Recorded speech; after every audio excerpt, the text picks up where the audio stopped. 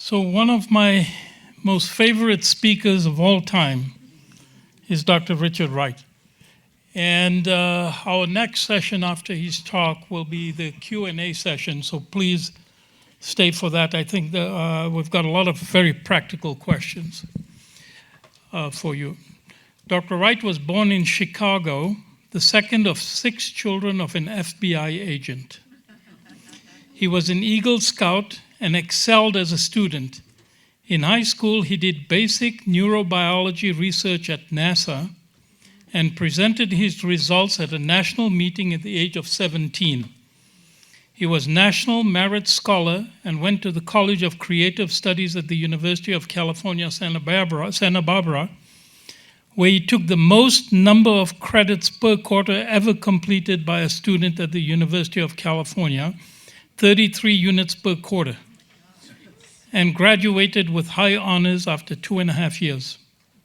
He then went on to Boston, where he attended Harvard Medical School and stayed for training in internal medicine and cardiology at the Brigham and Women's Hospital. And during 11 years, he took 1 year off and served as a medical missionary for a Stone Age tribe in the Amazon jungle. Dr. Wright has assumed teaching and leadership roles and positions in the National Cardiology Committee and has delivered over 2,000 cardiology lectures to a combined audience of more than 50,000 physicians in 49 states, lacking only North Dakota. We've got to get you to North Dakota. He served as president of the California chapter of the American College of Cardiology and currently represents 30,000 American cardiologists as their representative in the national committee that advises Medicare on physician reimbursement rates.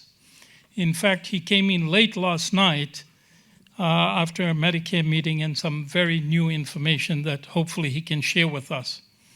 For 10 years, he has also served as the cardiologist for the great apes at the Los Angeles Zoo.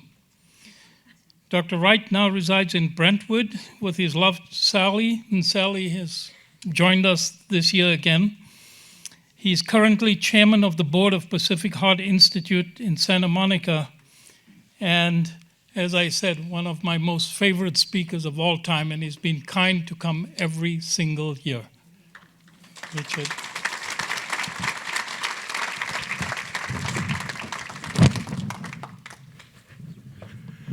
Well, thanks, Mo. I wish my mother were here to listen to that introduction. As Mo mentioned, so I am the representative for the House of Cardiology to Medicare, but I had the privilege in the last 3 days to represent all of you, because the good news is Medicare has decided, and this is not even public knowledge yet, but they've decided that they will continue to pay for telemedicine, both over the phone and audio-video. So 8 weeks ago, they developed 17 billing codes that you will be able to use in the near future. Typical Medicare, it took 17 codes, right? But their rationale is easy. So for those of you who bill office visits, levels 2, 3, 4, and 5, those have now been replicated for audio only and also for audio video bidirectional over Zoom or whatever platform. And just completed at noon today, we valued those, because even though Congress told Medicare they had to continue to pay through next year, they didn't tell how much Medicare would have to pay. So they could have paid us $1 and they would have met the congressional edict. So as of noon today, those rates have been formulated and they will be, it's confidential right now, but they will be published in July in the Federal Register. So that's literally hot off the press. Yeah, and it's time. It was very interesting in the meeting. So what I did was, so there are over 50 societies for physicians that bill this code. There were 27 societies who decided that they would get together, and they chose me to be the person who testified in front of Medicare. So it was very interesting to see the pushback, because I will tell you there are physicians out there and administrators who think that you cannot accomplish anything over Zoom or over the telephone, and that you have to have a patient come to the office. And we were arguing strenuously that for those of us who care for chronic ailments, whether that's depression, hypertension, lipid abnormalities, or anything else, much of what we can do, we can accomplish over the internet now. And there was pushback, but we actually got them to agree to that, so that's the good news. So today we're going to talk about iron, and most of you have looked at iron through the lens of hematology, right? That, well, iron's needed to make blood, and therefore if you're iron deficient, you have anemia, and et cetera, et cetera. We're going to put a totally different focus on iron because it has emerged that iron is required not just for making red blood cells, but also iron is needed for lots of tissues. We'll discuss this. And the one we're going to focus on is the heart.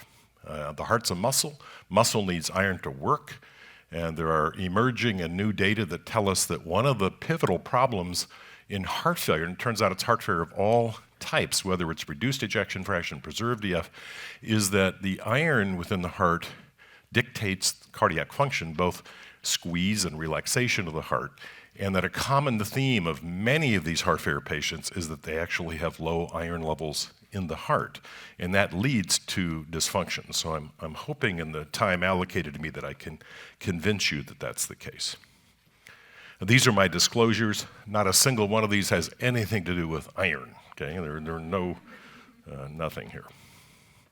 So first we're going to talk about heart failure just very briefly because what has emerged, even though as I'll tell you, iron is useful in other forms of cardiac disease, including atherosclerosis even, and perhaps arrhythmias, the focus has been on heart failure because that's where the first data emerged, and those are where the data support administration of iron to cardiac patients. So what is heart failure?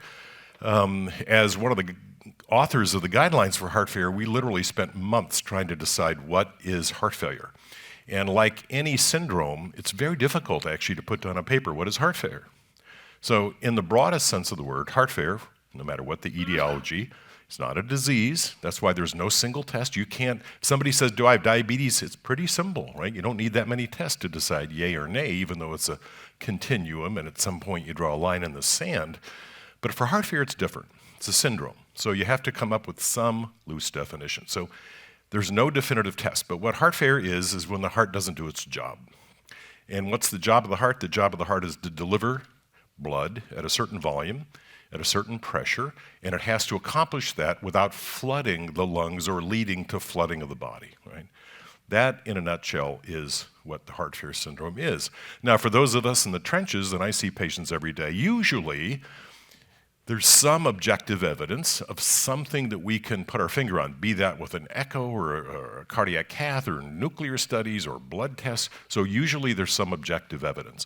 But I would tell you there's not a single piece of objective evidence that says yes or no, somebody doesn't have heart failure. Many of you use biomarkers. The one that has emerged in this field is N-terminal proBNP. It has replaced BNP. Right now we don't do any heart failure trials using BNP anymore. That was a good marker 12 years ago. NT-proBNP is better, but I will tell you there are people that have heart failure that have normal NT-proBNPs, and there are people that have elevated NT-proBNPs that don't have heart failure. So you can't use that as the sole discriminator. You have to use this in context. Now, Medicare has a particular interest in heart failure, and what drives the bus in Medicare typically is total expenditures. So, for example, they'll look at any code. You have 10,000 codes you can bill Medicare for services, right? Those are the CPT codes. And if a code rises to more than $10 million per year in expenditures, we have to go to the table like I did this weekend or Thursday and Friday and defend the coding payment for that particular code. One of the biggest expenses for Medicare is heart failure, right? It's not the number one. It's commonly said heart failure is the number one diagnosis for hospital admissions. That actually isn't true. The number one is childbirth. But Medicare doesn't pay for childbirth, so they don't care about normal childbirth. So they're going to say the number one is heart failure. And that is a true statement.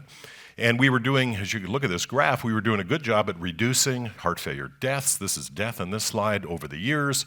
And part of that is because of the interventional community and the preventive community, reducing the bad outcomes of myocardial infarction, right? So there are fewer people who are dying of heart failure related to MIs because people are preventing MIs with statins and aspirin and lifestyle and exercise. And they're also treating MIs with acute intervention, which we've been doing now for 43 years. That was the first intervention during an acute MI.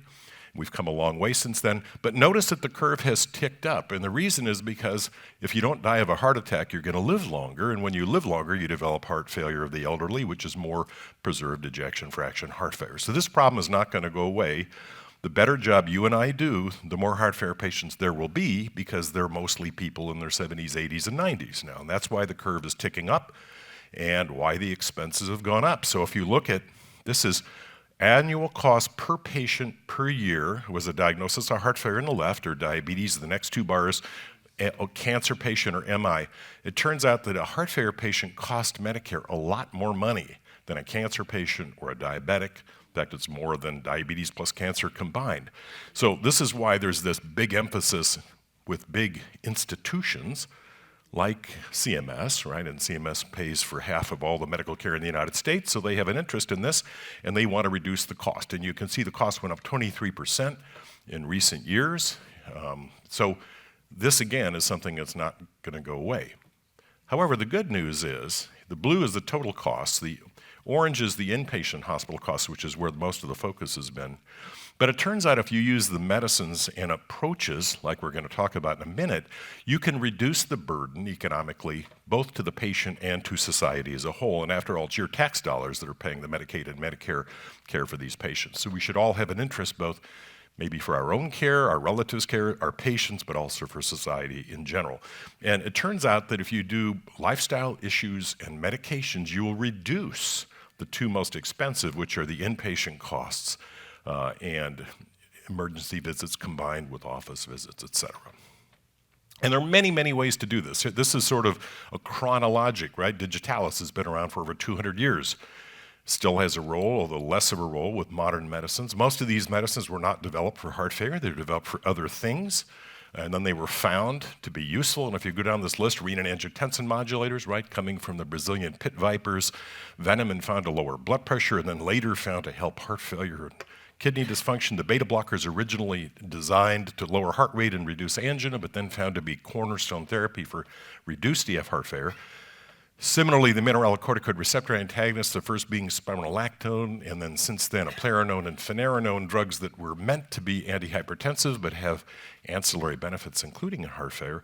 And then others that are more niche drugs, but what's changed in the last few years are numbers 6 and 7, the so-called ARNI or Entresto, sacubitril and valsartan, again coming from sort of observations in nature, and then coming out of left field, the SGLT2 inhibitors devised as drugs, we talked about that last year, drugs that came out of an observation that apple skin had some beneficial substance that caused glucose spilling in the urine, and eventually, by hook and crook and luck, it found that this was a useful drug for heart failure, regardless of ejection fraction. So that really was something that was unexpected.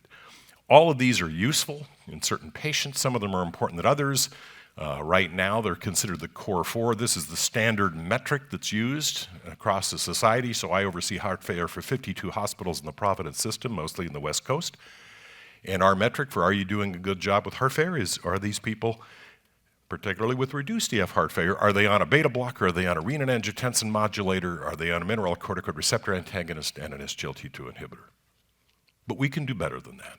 We can actually do better. Can we improve beyond these four pillars? And the answer is yes.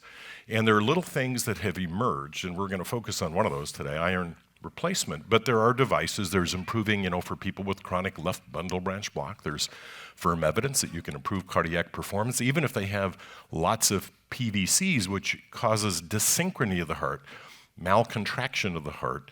You can improve their performance, just getting rid of PVCs, for example. And there's some emerging data about other approaches, but we're going to focus on the database for iron. And this is something that, again, emerged really from initial observations and then some experimental trials, all of which I'm going to go through with you today. So here was the original type of observation. Somebody just took a whole bunch of patients and then just asked the question on day one here, if you just analyzed, is somebody iron deficient or not? How do they do if they have the diagnosis of heart failure? And on the upper curve is the survival if they don't have iron deficiency, and on the lower curve if they do have iron deficiency. And these are quite stunning differences. You can see the p-value 0.0002, that if you have concomitant iron deficiency and you have the heart failure syndrome, you will do more poorly. Right? Now, initially, that was thought to be related to anemia. Turns out it has zero to do with anemia. I'll show you the data about that in a minute. And in fact, in people who are iron deficient and anemic, if you give them erythropoietin, for example, and make their anemia better, you don't improve their outcome. You actually worsen their outcome, right? And their clinical trials using EPO injections in heart failure that failed to show benefit actually showed harm. So this is not related to anemia. And we weren't sure, actually, what this was due to until we explored the role of iron within the myocardium itself. So let's look at that. Even in the modern era, somebody just looked with dapagliflozin, one of the SGLT2 inhibitors that is now approved for use in symptomatic heart failure patients. And if you look on the left, in the iron deficient patients versus the right, the non-iron deficient patients, in this database of over 4,400 patients, you see that if you're iron deficient on the left, you do worse than the people on the right who aren't iron deficient. And yes, in blue, you do better on dapagliflozin, although the delta is greater if you happen to have iron deficiency because you're more likely to die, so you get benefit from drugs. It's still beneficial on the right, although proportionally less so. Now, an observation like this doesn't mean that replacing iron necessarily makes people better, right? There could be a correlation and not be causal. And when I lecture about these types of things, you heard about sudden death in athletes. One of the causes of sudden death in athletes is aortic dissection, particularly in basketball players and volleyball players, because tall people have aortic dissections. And it doesn't mean if a tall person is prone to an aortic dissection, let's make them shorter, and that will get rid of their aortic dissection risk. Well, of course not, right? There's a correlation, but no cause there. So this was not clear whether there was a relation, so you have to do the studies and say, okay, what does iron do in the heart? And does replacing iron make a difference in terms of how these patients do? So what is the role of iron in the heart?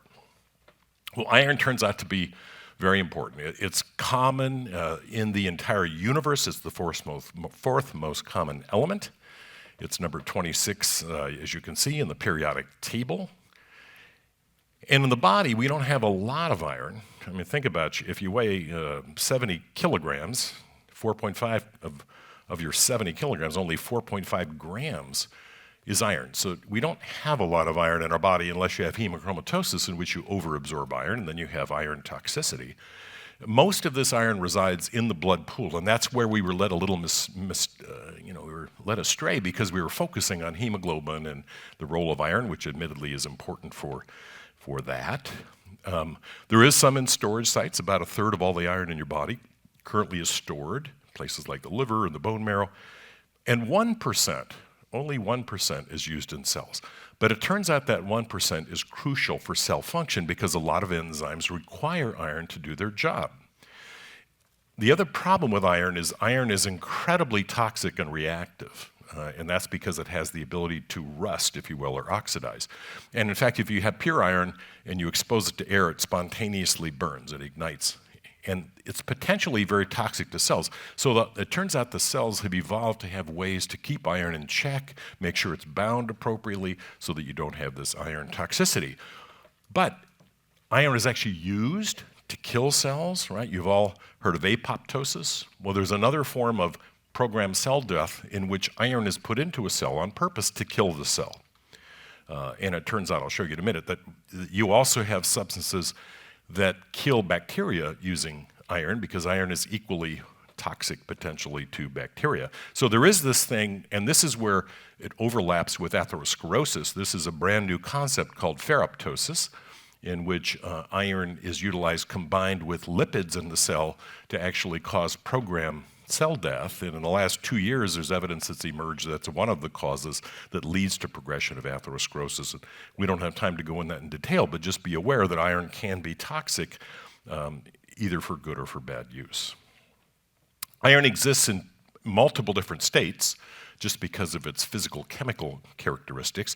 The two that are relevant for medicine are listed here: the ferrous state, in which it's Fe2+, and the ferric state.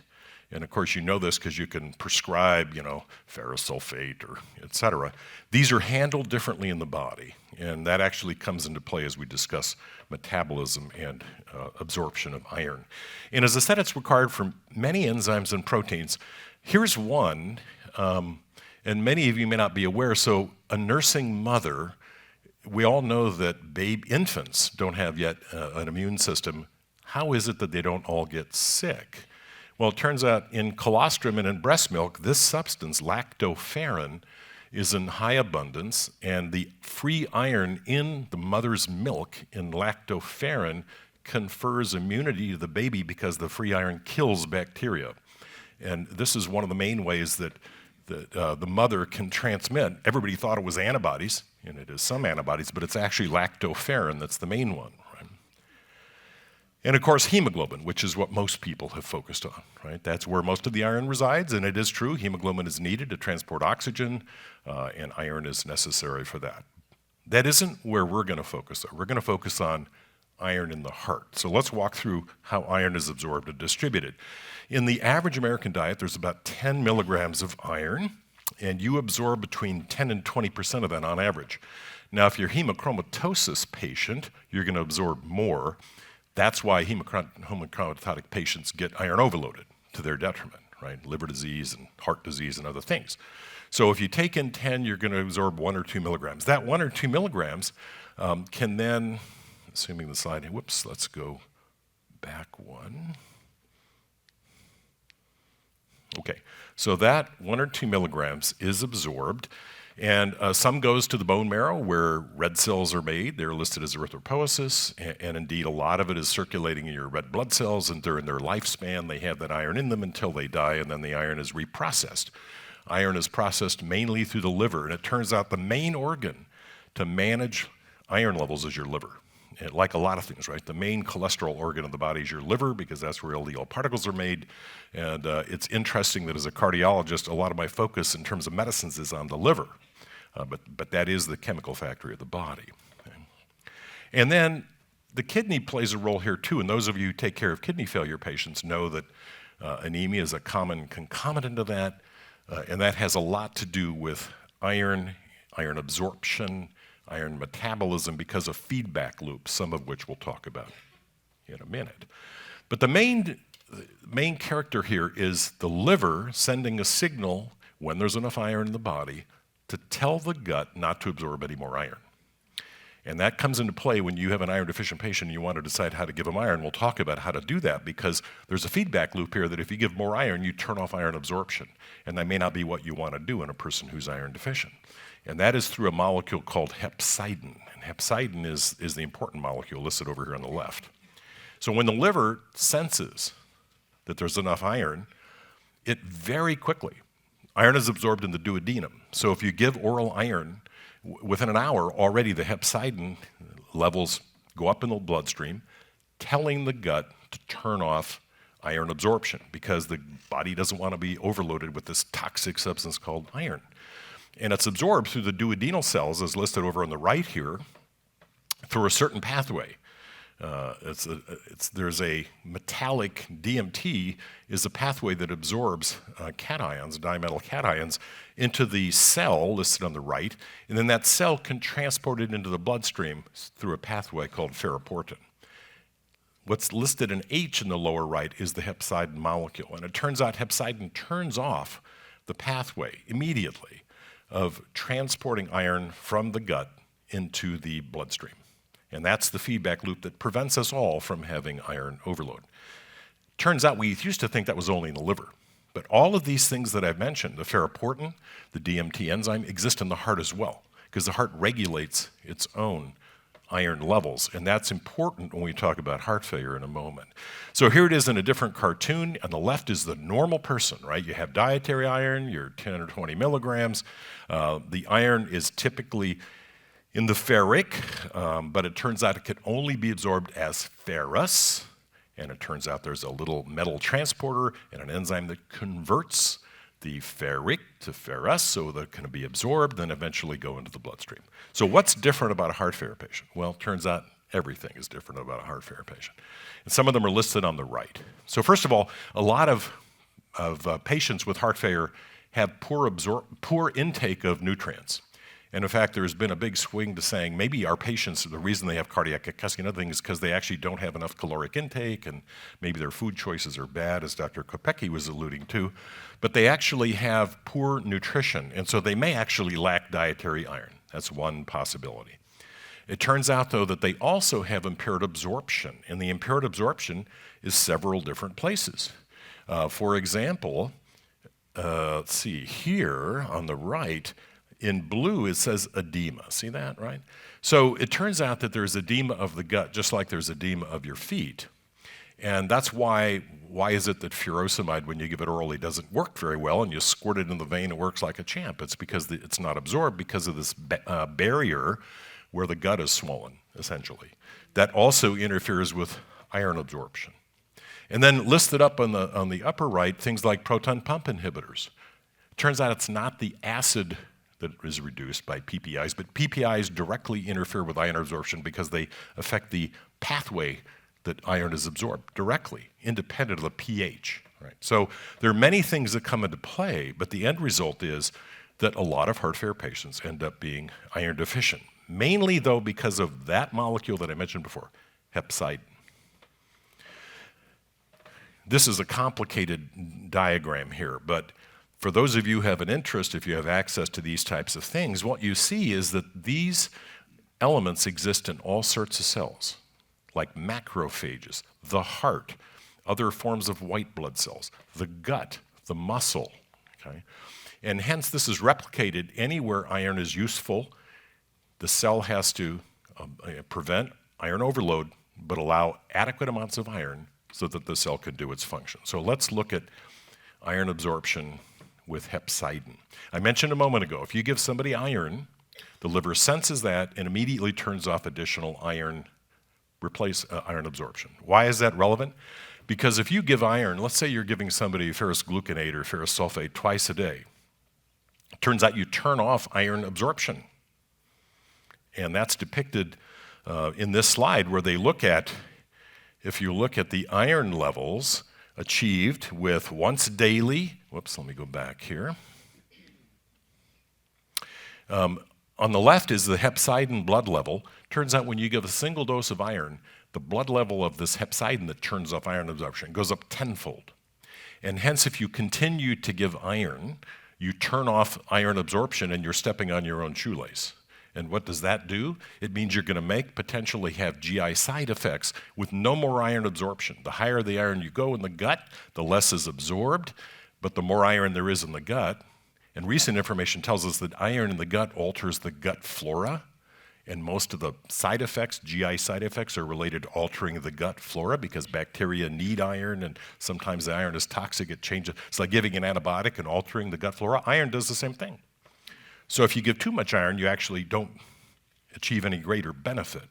And that was only recently discovered, so that it's why now, as I'll tell you in the end, if you want to give oral iron, we give it every other day, not every day, because it works, every other day works actually better than every day, unlike most medicines that we use. But it turns out iron is needed in the heart, as I mentioned earlier. And indeed, in this schematic, the only reason I put this in here is because all those things that I told you were in the liver and then in the gut cells are also in the heart cells. The heart regulates its own iron, and that's independent of what happens in the bloodstream or in the kidney or in the erythrocyte production, totally independent. And that's why when you're looking like hemoglobin, does that tell you anything about the heart iron? No, not at all. So here is a heart cell, and it turns out in the lower part is the mitochondrium, and the mitochondrium is the energy source for the heart cell. Turns out the mitochondrium needs iron for it to work. And if the iron level goes down, as depicted in the center here, immediately the mitochondrion, which is the energy ATP producer, turns off, right? And this was elegantly showed in a recent analysis where they used heart cells, and you can do this in an animal, or in this case, heart cells beating in a tissue, and you lower iron, or in this case, they gave isoproterenol, and immediately, the amount of iron in the heart goes down by half. So think about it. One of the things that happens in heart failure is the adrenergic nervous system gets turned on. And when you have chronic assault, we used to think this was going to make the heart weaker because it was beating. Well, one of the reasons it makes it weaker is immediately the iron in the heart goes down by half. And this happens within minutes, right? So this, if you assault the heart over and over, it's the main reason why beta blockers, right, of all the medicines that I showed you a moment ago, which drug raises ejection fraction the greatest? It's the beta blockers. How can that be? Because when you prevent iron leaving the heart, if you will, by beta blockade through this mechanism, you improve the energy and contraction of the heart. Here it is in a heart muscle cell. So on the upper thing here in black is the normal heart muscle contraction, right? Lower means that the heart is contracting in this each beat. This is one beat displayed here. In red is what happens to that when you expose the heart to a iron binding compound, desferoxamine, which many of you may have used for binding lead and other heavy metals. But if you take a beating heart cell and you throw desferoxamine in there, immediately the heart cell reduces its contraction dramatically. That's in red. And then if you give iron back in blue, you immediately restore heart contraction, right? So iron is needed, and this is a literally minute-to-minute kind of thing for the heart to contract. And that's true in the left, whether you look at shortening of the heart, in the middle, whether you look at the magnitude of contraction, or in the right, whether you look at relaxation. Many of you may have forgotten that the heart, all of us know that the heart to contract is an energy-intensive process. But it turns out iron relaxation is it's not just relaxing because the heart has stopped beating, it's an active process. And that active process of active relaxation in which the heart relaxes and sucks blood back into it is impaired when there's iron deficiency. So you have both poor contraction and poor active relaxation in the iron deficient cardiomyocyte. So that led to all these trials, right? This is all the trials. Actually, the last one isn't on this slide. I'll show that in a minute. These are the trials that ask the question, well, if low iron is bad, is replacing iron helpful to a heart failure patient? So here is a meta-analysis of the first 839 randomized patients who had, in this case, reduced EF heart failure. That's where most of the data are. They were already on optimal medical therapy. They had an ejection fraction of 34%. And you ask, okay, what happens when you give them iron? Well, here's what happens to one of the standards that we use, which is how far can a patient walk in 6 minutes? Now, I realize most of you don't do this. You don't have somebody walk in your hallway for 6 minutes. But in heart failure clinical trials, this is one of the metrics that the FDA accepts for drug approval. And many of the new drugs in the heart failure world come out because they can improve how patients can perform. So this is 6-minute walk test at baseline in the left, and in the dark color is people given oral placebo, or in some of these cases intravenous, and then you can see that the amount of distance the person can cover in 4 weeks, 12 weeks, or 24 weeks of treatment goes up. And I'll tell you, this delta of 6-minute walk test is greater than most of the drug trials that have shown our drug improves 6-minute walk test, and then they get on the market. Well, it turns out iron improves 6-minute walk test as much as the drug trials, right? Simply replacing iron. The question is what patients need iron, because it's not that easy to make the diagnosis of iron deficiency the way we have done in the past. If you look at, here's this is the same analysis of these 839 patients, but you can see that to the left is there's benefit of iron, and the blue dot on the lower left there is the combined endpoint of heart failure hospital stay and mortality, which is the same endpoint that's used for all the SGLT2 inhibitors, it's used for Entresto. Any modern trial uses this. And notice that the delta was 0.53, right? So there was an enormous benefit, honestly greater than the drugs that we use, just identifying the patients who have iron deficiency and giving them iron back. The problem is, how do you identify those patients? Because the traditional way you've used is besmirched by the concept that heart failure patients tend to be inflamed. And as you heard from Dr. Kopecki and others, that inflammation is bad when it's chronic, right? That's why you have more coronary disease in patients, or more coronary events in a psoriasis patient or rheumatoid arthritis patient, et cetera. This is what traditionally has been used to define iron deficiency. This is what you do every day if somebody's anemic and you send off an iron panel and you declare that they're iron deficient. What are you going to look at? You're going to look at the ferritin, and you're going to look at the iron levels and decide, using those numbers, what's the iron level, what's the iron saturation, and what's the ferritin, and deciding whether somebody is iron deficient. And then the previous gold standard was to send them to look for iron stores, typically in the bone marrow. Turns out this doesn't work for heart failure patients. Okay? And this is why. So if you have a heart failure patient who happens to be iron deficient, on the left there in green, they might have a low ferritin level because your knowledge is that typically patients with low iron stores have low ferritin levels. But if the heart failure patient is inflamed, in black there, what happens with inflammation, right? Ferritin is an acute phase reactant. And if you have inflammation, no matter what the inflammation is, your ferritin level goes up. So you have two competing things. You might have iron that's not being absorbed, and hepcidin is turning off iron absorption, and the person is in fact low in iron, but maybe they're inflamed because they have heart failure, and the ferritin therefore is high. And now you come up with this dichotomy of low iron levels but high ferritin. Is that person iron deficient? Because under previous criteria for a patient walking into your office, the answer would be no, that patient's not iron deficient.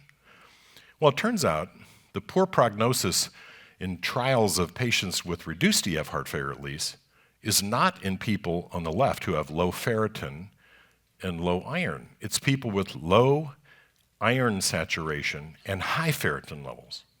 A little bit odd when you're just looking through the lens of iron deficiency.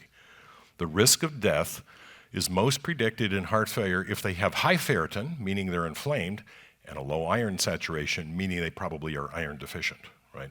Now, the problem with the trials I just showed you is they did not use these criteria to enroll patients. And therefore, they had a bunch of patients who were enrolled in the trial who were the highest risk patients or low-risk patients they didn't identify because they used the old-fashioned criteria that you and I use to define iron deficiency in a GI bleeder, different than in a heart failure patient. So let's look at the data, in fact, on which I base this. In this scheme, if you take those 4,000 patients, and it turns out half of the patients that you deal with heart failure have iron deficiency. That's the overall number in every trial, half do. Okay? So let's explore those. Depicted here are the half of the patients where the iron saturation is greater than 20%. And under current criteria for heart failure, if your iron saturation is greater than 20%, you don't have iron deficiency. Now let's walk left to right across these. Okay? So if you look at these bins here, and remember this is half of all the heart failure patients, going left to right is more inflammation. And how do we know that? It's because the ferritin is rising. On the left is ferritin less than 30, where you might say, oh, a person with a ferritin less than 30, they must be iron deficient. Well, if you look at their hazard ratio, they actually do better. Their hazard ratio is 0.85. They do better than the average heart failure patient in that arena. Why is that? It's because they're not inflamed. So their ferritin is low because they're not inflamed. If you walk across the right and you see a ferritin of 30 to 100, 100 to 300, or this group over on the right, a ferritin greater than 300 with normal iron levels, look at their hazard ratio of dying. It's 68% higher. So just the fact that you're inflamed means you're more likely to die in a heart failure situation. We don't know whether that means we should give anti-inflammatories or colchicine, or we tried interleukin-6 antagonists, that didn't work.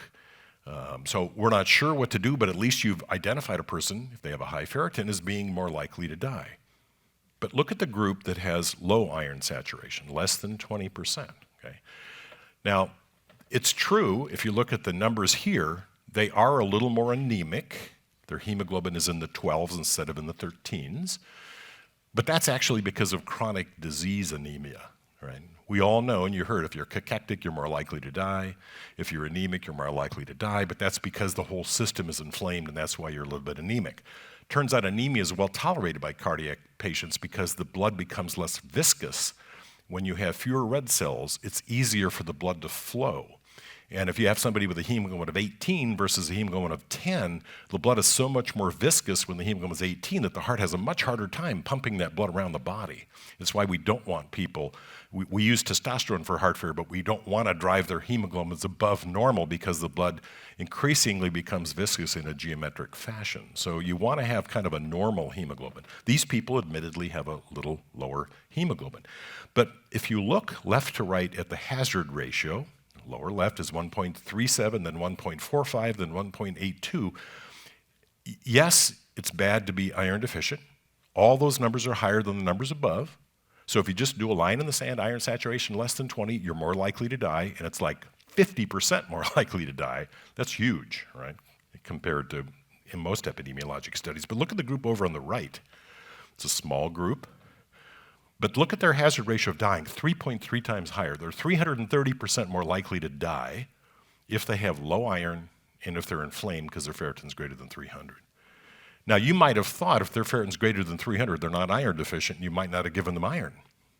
It turned out what you want to do is convert that population to the group just above with a high ferritin and a normal iron, and you reduce their hazard ratio from 3.3 to 1.6. That's a 50% reduction in death. I will tell you there's not a single medicine you can give that will reduce death by 50%, not one. So you can't use the standard criteria that you and I have used for 100 years to define iron deficiency, right? Because the ferritin goes in the wrong direction in these iron deficient patients. And therefore what we focus on is iron saturation. That's the most important number when we make a decision about whether to treat with supplemental iron a patient who we believe is iron deficient. So in heart failure, any individual iron deficiency measurement is often inadequate when you use the standard things that you and I use every day. And there are emerging markers that we may be able to use. One of them is you can order today. Most of us don't know what to do with it. It's called the soluble transferrin receptor. If that number is greater than 1.75, that's another way to define, and we don't yet have prospective data about whether that marker will emerge as a superior marker, but I'll just tell you it's out there in the iron community. But another way is to actually measure iron in the heart. So maybe we should focus on how much iron is in the heart, not how much iron is in the bloodstream, right? Because as I told you, the heart regulates its own iron. So it turns out you can do that using cardiac MRI. And the standard way is called the T2 star. That's on the left over there. And any advanced cardiac MRI imaging center, if they pay the money for the right software, can do the sequence of MRI to pick up 2T star. And that's a measurement of the actual amount of heart muscle iron. They can measure it directly. And it turns out that lower in this T2 star is better. So in blue is a heart failure patient given a placebo. In red, they're given, in this case, intravenous iron.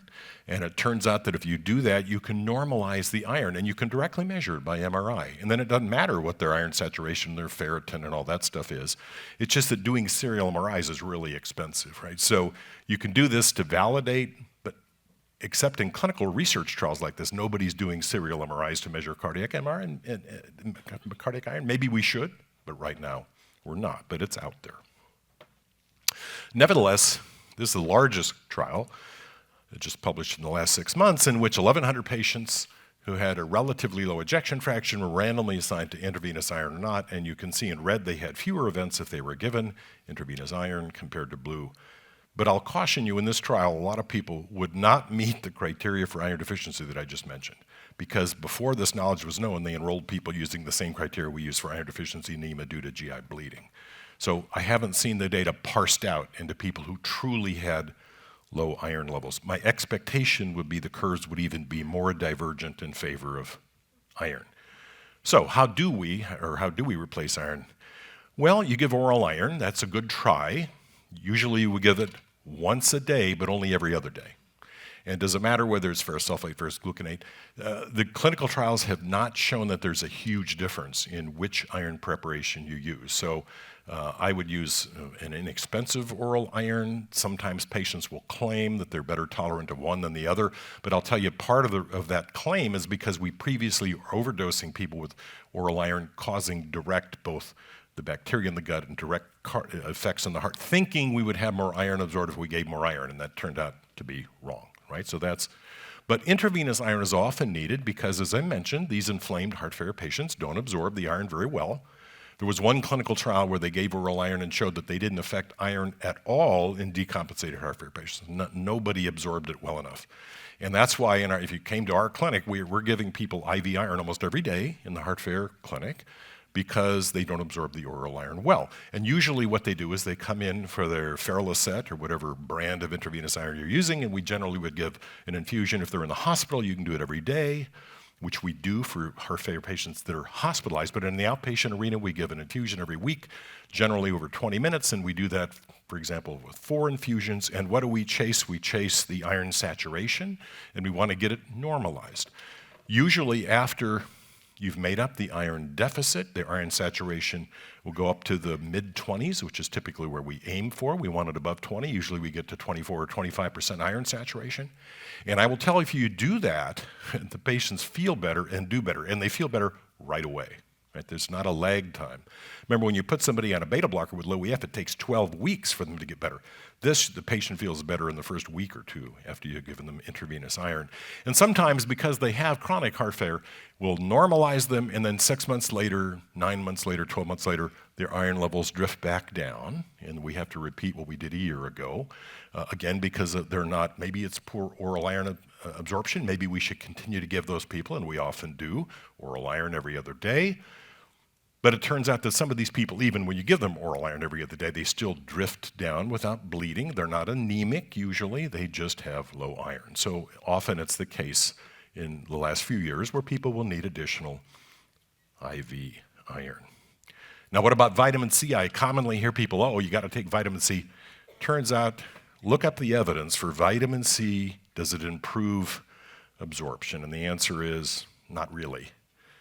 If you look at the change in ferritin down below, which was their metric in this randomized trial of vitamin C or no vitamin C, there was no benefit. So it's kind of a myth.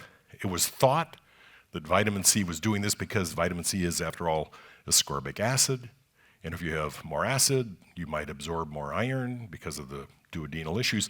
But it turns out your stomach is 10,000 times more acidic than vitamin C. So that argument never held any merit. And vitamin C probably is not very helpful. So in closing, how good a job are we doing? You know, somebody mentioned earlier, you think you're doing a good job until you look at your data. And then you go, geez, you know. It's like you'll say 100% of my patients with MIs are on aspirin, and then you do a data search and you go, that isn't the case, right? And the same with statins, everything else. So if you look at data, these are data from a system, we looked at our own data, and our data in our system of 1,000 cardiologists is very similar to what you see here. And that is target doses listed on the bottom. Less than half the percent of patients are on a target dose, or 50 to 100 or 100%. And then if you look at different drug classes, these data were before SGLT2 inhibitors. Good news there is there's no dose titration, so they just go on the drug, and if they're either on it or off, there's no dose titration. But if you look at these data, how many people are being treated with good doses of good medicines? It's abysmal. And that's not even looking at iron and these other things. In fact, if you look at the Cleveland Clinic, which holds themselves out to be the #1 heart program in the United States, so I took these data out of 6 months ago, their publication, and it turns out what percentage of 300,000 patients in the Cleveland Clinic system were on 3 drugs for heart failure, which is at that time was the standard. 4%. 96% in the heart failure program that holds themselves out to be the #1 program in the United States, 96% failure rate. I mean, and I'm not castigating the Cleveland Clinic, it's an okay place, but you know. So how do we manage we're doing poorly? And that's mainly because we're poorly implementing proven drugs, beta blockers, the mineralocorticoid receptor antagonists, Entresto or an ACE or an ARB, and SGLT2 inhibitors. Part of it is we're not dosing appropriately. And I understand that. The potassium goes up, the blood pressure goes down, you're nervous. You know, one of the things we do in a heart failure program is really push to get people to higher doses, because we do believe there is a dose-response curve. And of course, there's the problem that all of us face with our patients who have chronic diseases, which is the pill burden, number of pills, and also the cost of the pills. And that's going to have to be addressed, and already, as you know, finally Medicare is going to make drug companies lower their prices, but they gave them a 2-year reprieve. So that's, you know, going to be in the future. So the financial barrier hopefully will improve, but not for another 18 months. So what's the paradigm for treating heart failure? Well, you treat volume overload. Somebody comes in and they're edematous and their neck veins are elevated, you're going to give them diuretics. Diuretics do not seem to improve the chronic outcome of patients. So Wright makes them feel better right away. You get rid of their volume overload. Then you start the 4 proven drugs, the pillars of therapy.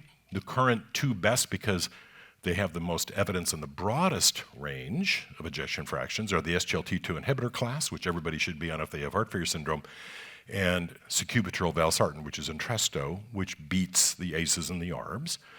And you want to put, if they have a low EF, a beta blocker on board. And if their potassium's okay, you add spironolactone or eplerenone or off-label finerenone.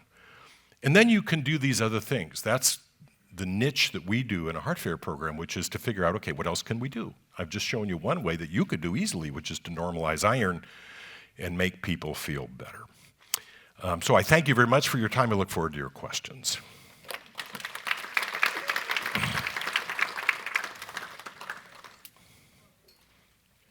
Questions?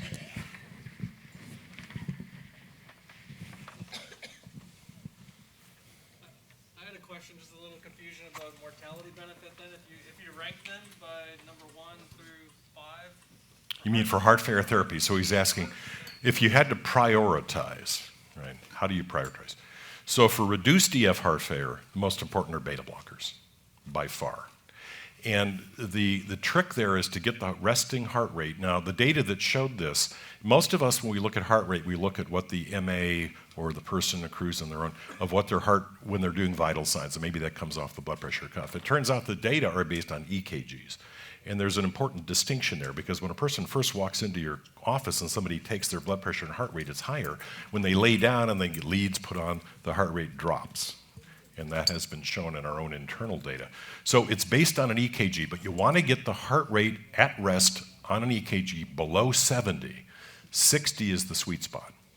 And a lot of clinical trials, when you look at what the resting heart rate is, it's above 70. That means that people were under beta blocked. Okay? So beta blockade is the number one for what you just asked, mortality benefit, 35% mortality benefit if the EF is low.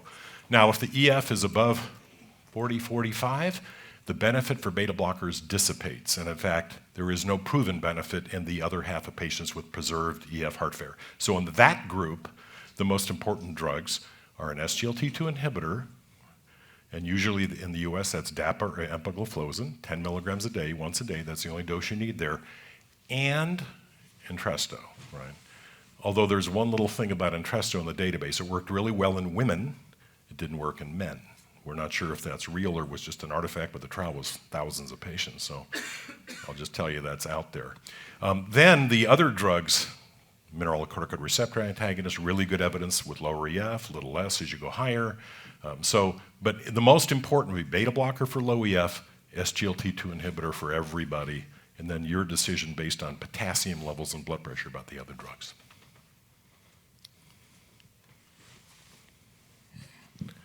Here's one. All right. I have a question. This is regarding your... Here's a mic. Thank you. I have a question just about your expertise. Actually, this is a little different with Medicare. Just serving in this community, you can kind of look around the room. There's a chunk of us that are still baby boomers, and we will be retiring soon. And so as we're looking at just medical care, as you were talking about Medicare covering for virtual visits or Zoom visits, which is great. But as we're looking at the crunch of how do we continue to provide medical care, cardiology care, specialty care, we've lost our rheumatologists in this community, we've lost our allergists, we have many of our specialties are just really limited right now. We have massive shortage of primary care. So just as you're thinking of that model and you're dealing with Medicare, are they aware of that? Are we looking at how are we going to reach and provide even basic care, let alone congestive heart failure care to our population? So part of the answer to that, and believe me, this is well recognized, and it's frightful when you look at the demography of how many caregivers are going to retire in the next 5 to 10 years, right? Because there's the meal moving down the snake, and a whole bunch of us are going to retire in the next 5 or 10 years, and there aren't enough people coming in to replace them.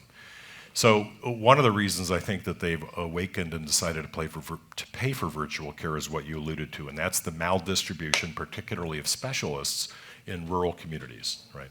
So even in the Providence system, we have 52 hospitals. 35 of those hospitals do not have a heart failure specialist. The other 17 do.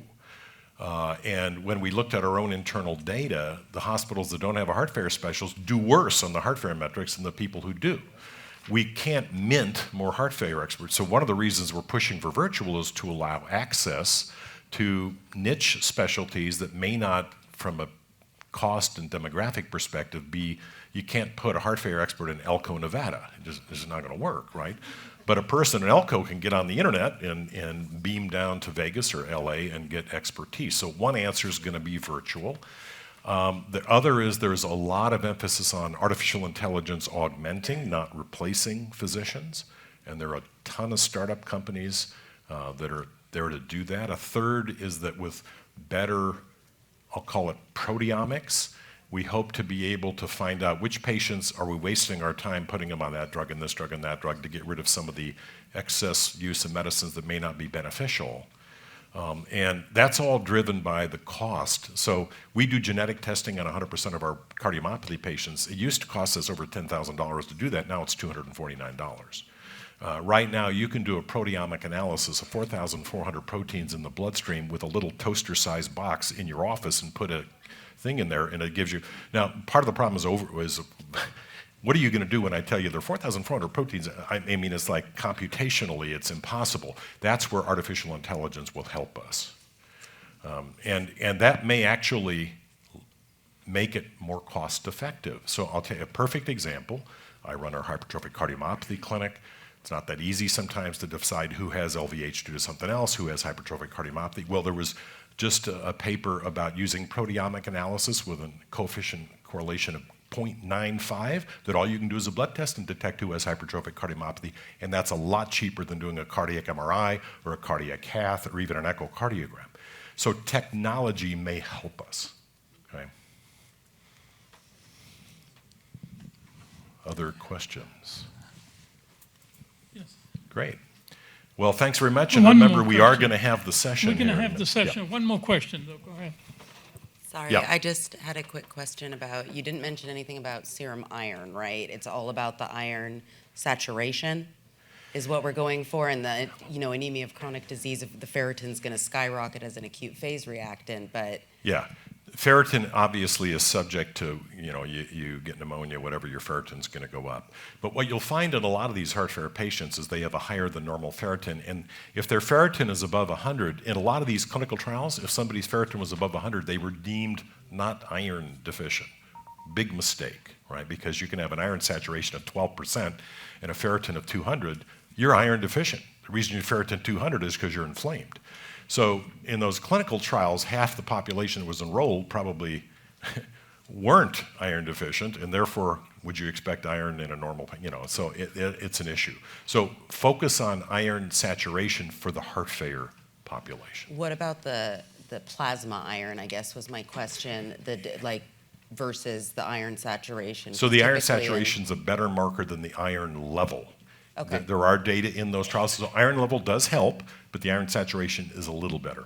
The iron saturation is much more sensitive because it goes way down first, I noticed. But Yeah, that's and interesting. because heart failure patients have alterations in protein synthesis, and if Yeah. you're measuring pre-albumin and other things that look at the liver. So that's why iron saturation has emerged as a better marker. You also mentioned Entresto, and I've had a heck of a time starting I live in Humboldt, so we have no cardiology. We have some great ones, but it takes forever to get them in. So if we want to start them on gold standard, insurance hates taking that from me. They want the cardiologist to start it and then me to continue it. So it's really frustrating. Yeah, I don't think it's necessary for a cardiologist to start Entresto for an appropriate patient. I really do not. Now granted, if the person walks into your office with a blood pressure of 88/60 and their potassium is 5.6 and you're No, thinking not of a good potassium binding resins, and that may be a patient where you say, listen, go to somebody who deals with this every single day. But from my perspective, are you capable of course you're capable of ordering Entresto, et cetera. If you look at the main difference between the heart failure community and either the internal medicine family practice or nurse practitioner, PA community, we use drugs at higher doses because we're more aggressive, because we see people come into my office, blood pressure 78/60, they're feeling fine, I pat them on the back and send them home. I'm not concerned about those people. Whereas in the community, somebody who's they usually stop the medicines and so it's familiarity is what I would So say. just keep trying. And We have a few more questions and answers similar on this very topic in our next session. So why don't we take a break and get back, and we'll continue from there. Thanks, Rich. Yep, Thank you're you. welcome.